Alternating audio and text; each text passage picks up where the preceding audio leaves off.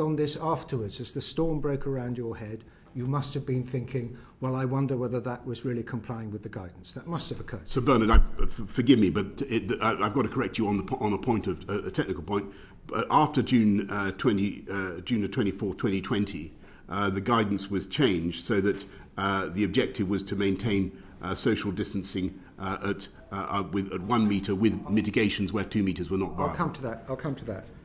But I think the first point is that it's fair to say that you didn't say that we did every effort to comply with the guidance of the House of Commons, and you didn't say that... No, I'm saying that we followed the guidance completely. No. Because you can't... right. We'll come to this in a minute. Okay. But you can't expect human beings in an environment like number 10 to have, as it were, a invisible electrified fence around them. They will occasionally drift into each other's orbit. When I saw that, it did not mean to me that we had breached the guidance. It meant that we were following the guidance to the best of our ability, which was what the guidance provided for. And the guidance provides for freedoms within the practical framework of the operation or the business to decide how you're going to implement the guidance. The measures that you referred to at the outset are things that need usually to be complied with. Businesses are entitled and asked to decide what practical considerations they wish to give to implementing the guidance, and that is what we did. Can I just say, so people understand why I believed, because this is the crucial thing, if I may say so, why I believed when I stood up on December the 1st that the guidance was followed completely at all times in number 10. What picture I had in my head, and why that doesn't conflict with that picture. The answer is that I knew from my direct personal experience that we were doing a huge amount to stop the spread of COVID within the building. We had sanitizers, we had windows were kept open, we had people working outdoors wherever they could, we had Zoom meetings, we had restrictions on number of people in rooms, we had perspex screens between desks, and above all, as I said, we had testing, regular testing, which went way beyond what the guidance prescribed, and which in my view helped mitigate the difficulties we had in maintaining perfect social distancing. Right. I'm bound to say that if you'd said all that at the time to the House of Commons, we probably wouldn't be sitting here. But you didn't. As you'll see from pages 34, 40 and 41 of your bundle, we have evidence that trestle tables were set up on which alcohol was laid out, and that the attendees included your wife, as well as advisors who were not from number 10, but from other government departments. Did you see that when you were at the gathering? I had no hand in organising this. When you talk about trestle tables and so on, it was.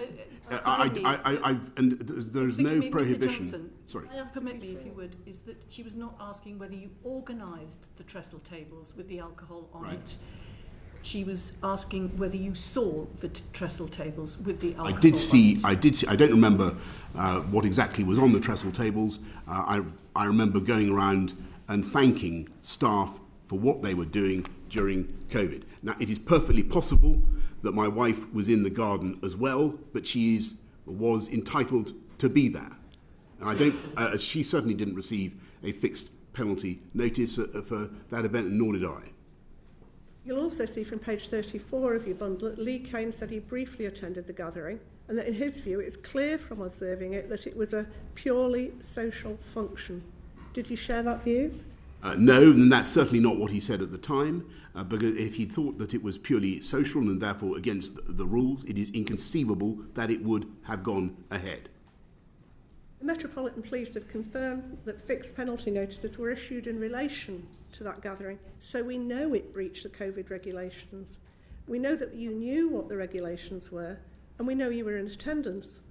So it would have been obvious to you when you were there that the gathering was not essential for work purposes and was partially a social event, wouldn't it? No, and if I'm with great respect, Mr. Favarg, I want to dispute the idea that it was not an essential gathering, or not a gathering that was reasonably necessary for work purposes. I don't know why the FPNs were issued, but it may be that they were issued to people who had not a good enough reason to come in from home to that gathering, or people who had come from elsewhere to that gathering. But my firm impression, I think it's certainly still the case that Martin Reynolds believes that gathering was within the rules and indeed within the guidance. Would you have advised anyone else in the country, if they'd asked you at one of the press conferences at that time, to have a large social gathering in the garden? It was not a large social gathering. It was a gathering intended, and I really must insist on this point. People who say that we were partying in lockdown simply do not know what they are talking about. People who say that that event was a purely social gathering are quite wrong. My purpose there was to thank staff, to motivate them in what had been a very difficult time and what was also a very difficult day in which the Cabinet Secretary had just resigned. And the question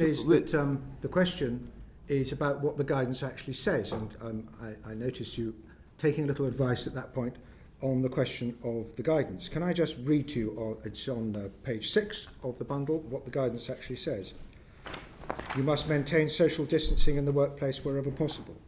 Where the social distancing guidelines cannot be followed in full in relation to a particular activity, the businesses should consider whether that activity be redesigned to maintain a 2 metre social distance, or 1 metre with risk mitigations where 2 metres is not viable.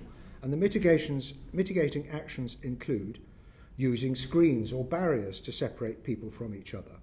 So where in the picture are there screens or barriers? There were screens or barriers in the, I believe, in the adjacent press room from memory. Well, this is an impromptu gathering at which I'm thanking staff, at least one member of staff, for his contribution during COVID.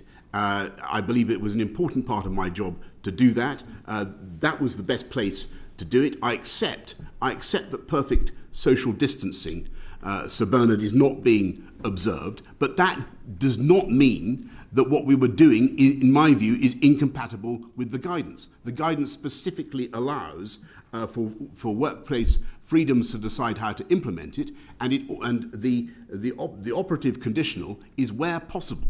Now, do not for one moment believe that people in number 10 did not operate social distancing, because they did, and they took great effort. They made great efforts, in my view, to my memory, to stay apart from each other. But that didn't mean that they were able to stay apart from each other the whole time. That's what I'm saying. Well, that did not conflict with the guidance. Nobody is devaluing the efforts of anybody in number 10 during the COVID, including you, by the way, and the public service you gave during your period as Prime Minister during the pandemic. All we're asking is to, I'm afraid, it's our obligation. I'm trying to explain to you why I said that the guidance was followed. I'm halfway through a question. All I'm saying is that we've got to find out, establish in our minds, whether what you told the House of Commons was strictly accurate. And the guidance goes on to say, where social distancing guidelines cannot be followed in full, even through redesigning a particular activity, businesses should consider whether that activity needs to continue for the business to operate. And if so, take all the mitigating actions possible to reduce the risk of transmission between the staff. Now, nobody is disputing that it's the right thing for you to thank your staff. The question is whether what you said about this particular way of thanking your staff in the House of Commons was strictly accurate. And indeed may have been misleading. That's what we're asking. Well, I don't believe for a second that it was. The guidance does not say you can have a thank you party and as many people in the room as you like if you think it's very important to thank people. The guidance doesn't say that. Let's just go back over that. I believed that this event was not only reasonably necessary, but it was essential for work purposes for the reasons that I have given. I've described the constraints in which we were operating in number 10. If you wanted to have a rapid gathering to thank people, this was the place to do it. There aren't, in fact, that many people there. I accept, though the pixelation makes it difficult to work out exactly who is who is where. I accept that perfect social We've distancing got the unpixelated photographs. is You've not got the sure, unpixelated sure, but the public photographs. can't see that. Yeah. The public can't see that. Yes, but that's Bernard, not. I accept that not everybody is perfectly socially distanced in that picture, but that did not mean to me, when I stood up in the House of Commons and said that the guidance was followed completely, I was not thinking of that event and thinking that somehow that contravened the guidance. Absolutely not. Okay. We were making a huge effort to follow the guidance. That was my memory, and that is why I said what I said. This is exactly the purpose of this session, that you can make the case that you're making. Mr. Johnson, on the afternoon of the 30th of November, I understand the Daily Mirror contacted the press office at Downing Street saying they were planning to publish an article alleging that events had taken place in Downing Street in November and December 2020 where COVID rules had been broken. Now, the article appeared online later that day, and it was the paper's front page splash on the 1st of December. And I think you can see a copy of that on page 58 in your evidence bundle. I'm guessing you must have known that you would be asked about this at Prime Minister's Questions in the House of Commons the following day, the 1st of December. And sure enough, you were asked whether a Christmas party was held in number 10 on the 18th of December. And you told the House all guidance was followed completely in number 10. Picking up on the things that you've said in your opening statement and the evidence that you've given, you knew what the guidance was, i.e. maintaining social distancing wherever possible, and ensuring mitigation was in place if that wasn't possible. And you knew there'd been gatherings where social distancing hadn't necessarily been maintained and where masks, for example, weren't being worn and screens weren't in place, because we've seen some of the photographs there. So why did you tell the House all guidance was followed completely in number 10? Thank you. So I'm not certain that there was any, just quickly, I'm not certain there was any requirement for masks indoors. Part of mitigation. I see, I'm with you. Okay. So the reason I said that all guidance was followed completely in number 10, and back to Mr. Dorrans and a lot of the questions that have been raised. Between the event that took place and when I stood up to speak, in all the cases that you mentioned, nobody came to me and said, "We've got a problem with this one. You need to worry about this." And I want you to, and there's no trace of that in the written evidence or in the electronic record. And that is a very extraordinary thing, given how serious that was. The reason I said what I said was because I believed then that the whole of the number 10 team were doing a huge amount to follow the guidance. And I talked to Jack Doyle about what had happened at that event. This is on the evening of the 30th of November 2021. And it's about, my diary says it was about 6 o'clock. He comes in and he says that, as you say, the Daily Mirror is going to run this story. He mentions a few other events, two of which I knew directly about and knew that there was no, as I believed at the time, I knew that there was no issue with those.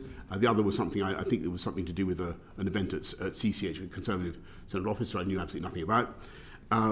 I asked him about this December 18th event, and I asked him to describe it.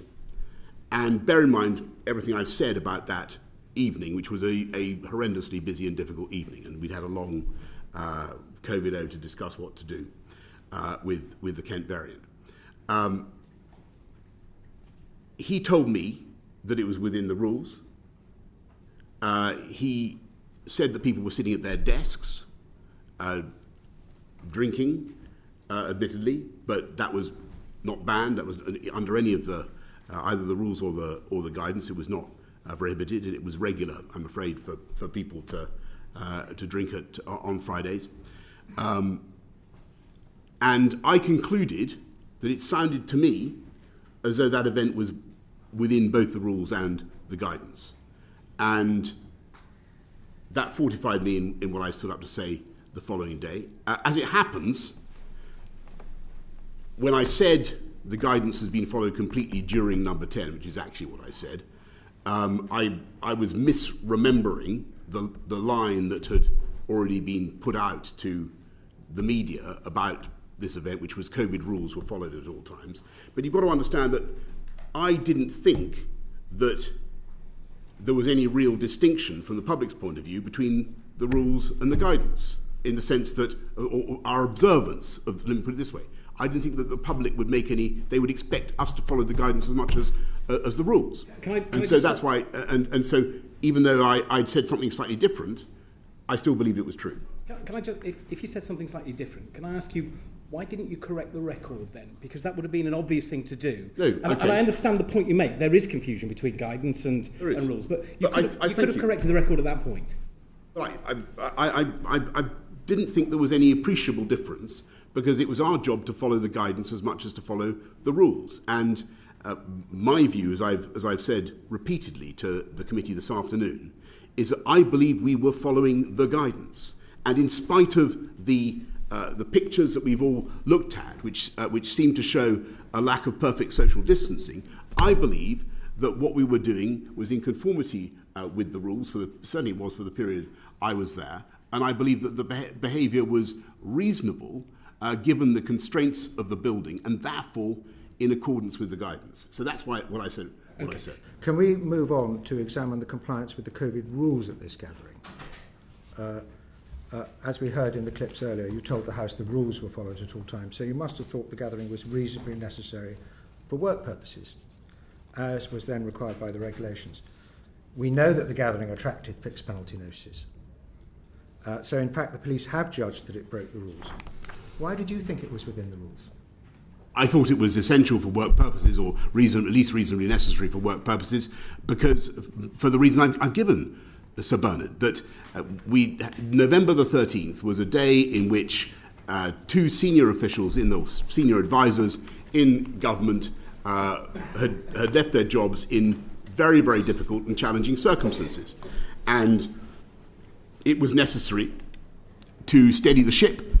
It was necessary to show that there was no rancour, that the business of the government was being carried on. That's what we had to do. That's what I had to do. I know that, but it's what you said about it to the House of Commons is what matters. We know it was a leaving event for a member of staff.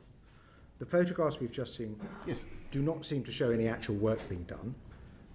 Why did it not occur to you that it at least might have been in breach of the regulations, or at least because it was not reasonably necessary for work purposes? Did you say, did it occur to me that it might not be reasonably necessary for work purposes? Yes. No, it didn't occur to me for 1 second that it wasn't reasonably necessary for work purposes. To do it in that particular way and then say that particular thing about the way that event was actually carried on. And I really, to this day, and as I said earlier on, I struggle to see how I could have run number 10, run hundreds of officials who needed to be thanked and appreciated for their work in very trying circumstances without having brief farewell events of a kind that, at least insofar as my participation was concerned, did not fall foul of the rules. I just remind you of that key point about that event. I was not. I was there for a maximum of 20 minutes or 25 minutes, I think.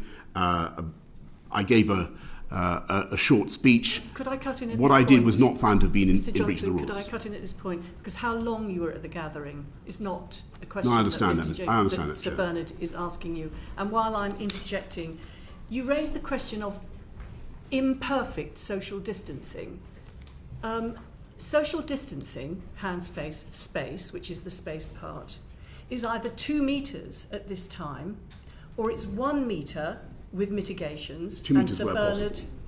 2 metres. 2 metres where possible. 2 metres or 1 metre with mitigations, which is screens. It doesn't say 1 metre where possible. It doesn't say that. The objective of social distancing is to maintain social distancing wherever possible. That's what it says. So what is the notion of a less than perfect, an imperfect social distancing? Because you were telling the country to do social distancing. Yes, but so did we in number 10.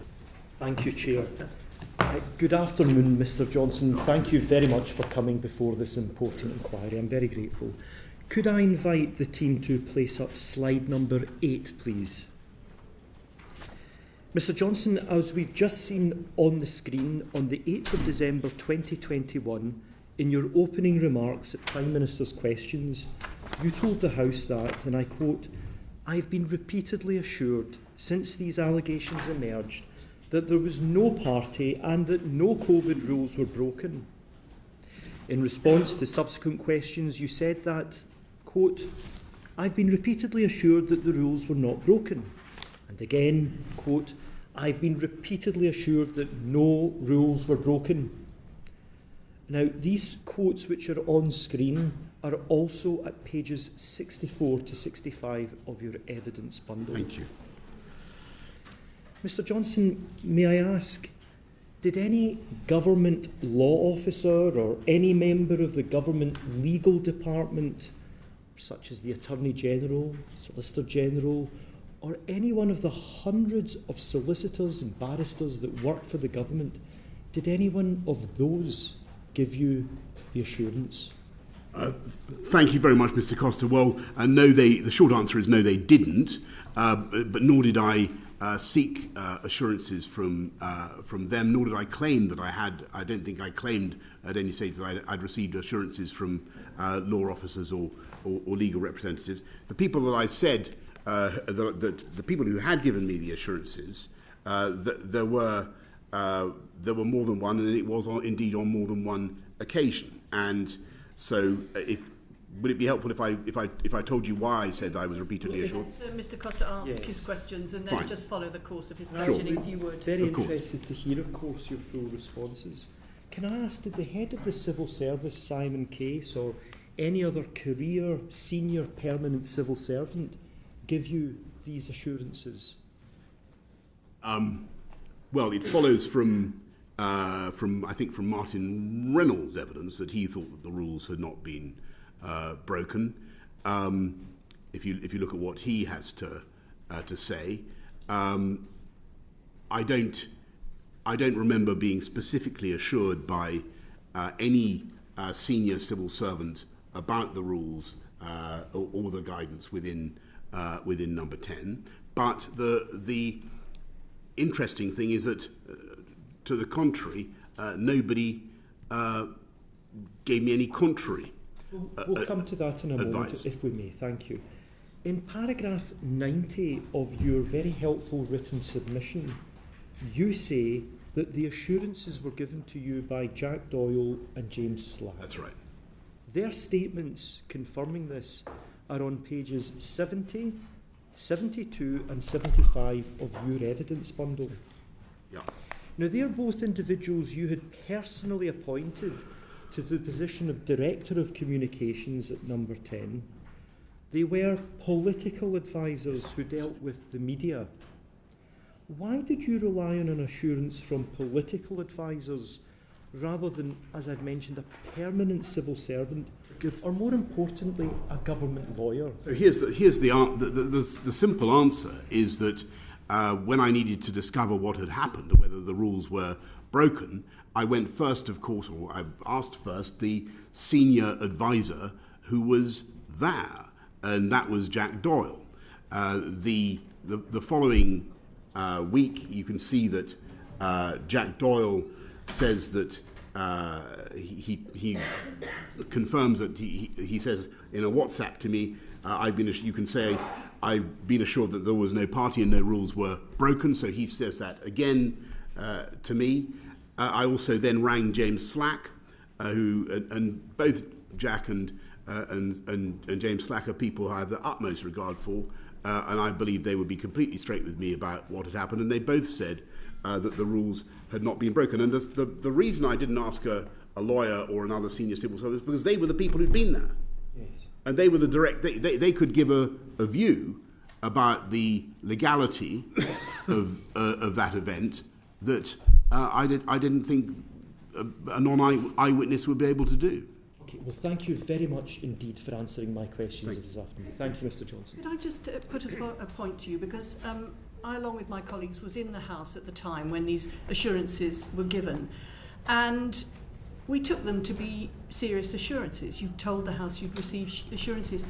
Would you not expect us to be a bit dismayed to hear that it was not from the senior civil servants, it was from political appointees, that they themselves had doubts about it, that it only covered one gathering, it didn't cover the other three, and it only covered the rules, it didn't cover the guidance? I think if you'd have said that to us in the House, and also you were there at the time, so it's a bit hard to understand. Sorry. Could you let me finish my point?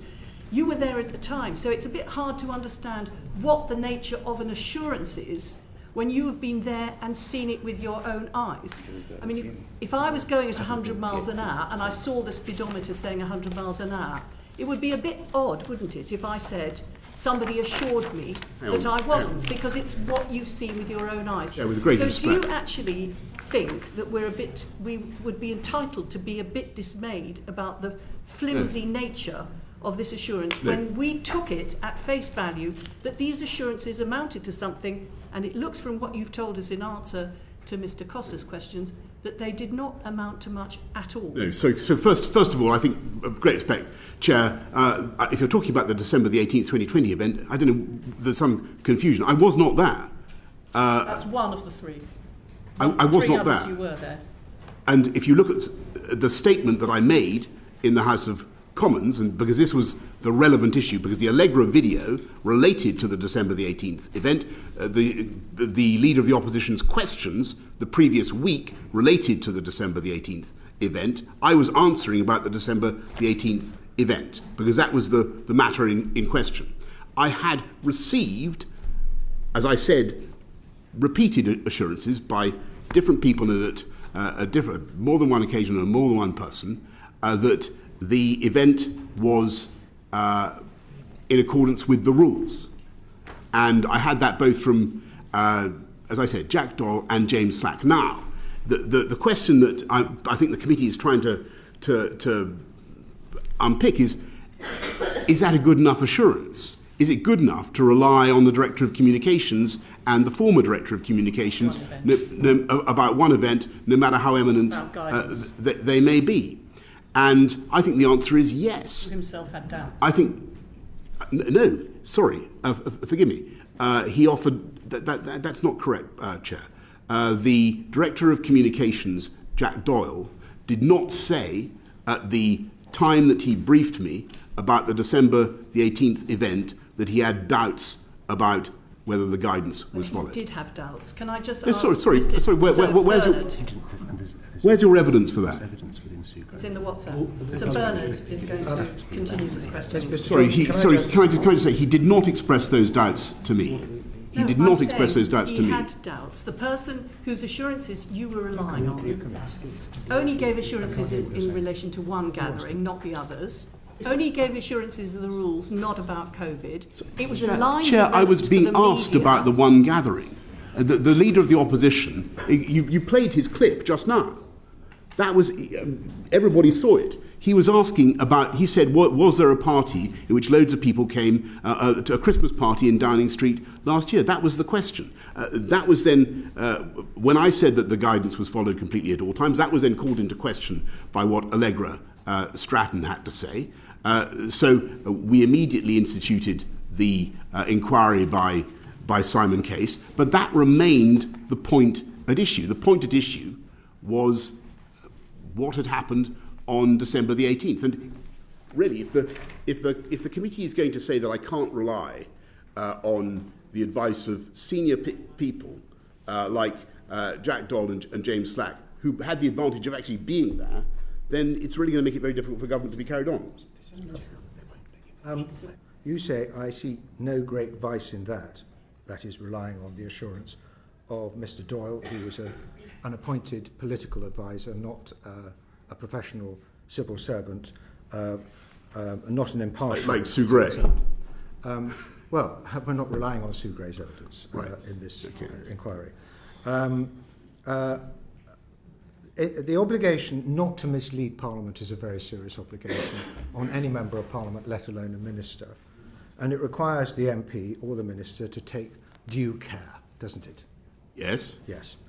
So I have to say, if I was accused of law breaking and I had to give undertakings to the House of Commons, of all places, that I had not broken the law, I would want the advice of a lawyer. I would want the advice of somebody really independent and capable. And you didn't ask the Cabinet Secretary. Can I interrupt you for 10 seconds? Yes. I wasn't accused of law breaking. I was asked to say what had gone on at a party or an event but if I was asked to give in the media room on the Okay, 18th the of same December point of 2020. If I was asked to give undertakings that rules and guidance had been followed, and there was any doubt about it, there was the most thinnest scintilla of doubt about it, well, you'd want to copper plate your assurances by showing that you'd taken proper advice. Perhaps And I I can put it to you, Mr. Johnson, you did not take proper advice. Can I respond first by saying that if you look at what I said on December the 1st, you have to. It is true, as Mr. Carter said, that I had expected something like that question to come up, but actually, I thought that the leader of the opposition would not bother with that story for his main line of questions. That's irrelevant. It is relevant. The question is, why did you not take proper advice? Sorry. The answer is quite simply that over the, and I've tried to describe what I felt about these events as they were happening.